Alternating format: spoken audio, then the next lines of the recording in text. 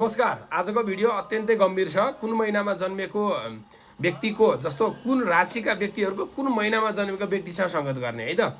यदि तपाईहरू ठुलै साझेदारी गर्दै हुनुहुन्छ, कसैलाई प्रेम प्रस्ताव राख्दै हुनुहुन्छ या कुनै ठुलै आफ्नो मनको कुराहरू सेयर गर्दै हुनुहुन्छ भने कुन महिनामा जन्मेको व्यक्तिसँग हजुरको कुरा मिल्छ या त्यो क्लियर हुन्छ भन्ने कुरा है त। अब मेष राशिको हुनुहुन्छ भने तपाईले पुष महिनाको मान्छे रोज्नु पर्यो। यदि तपाईँ वृष राशिको हुनुहुन्छ भने तपाईले माघ महिनाको व्यक्ति रोज्नु पर्यो। यदि तपाईँ मिथुन राशिको हुनुहुन्छ भने फागुन महिनाको रोज्नु पर्यो। त्यसपछि कर्कट राशिको हुन्छ भने चैत महिना रोज्नु पर्यो। त्यस पछाडि गएर तपाईको सिंह राशिको हुनुहुन्छ भने वैशाख महिना रोज्नु पर्यो। र यदि तपाईँ कन्या राशिको हुनुहुन्छ भने जेठ महिना रोज्नु पर्यो है।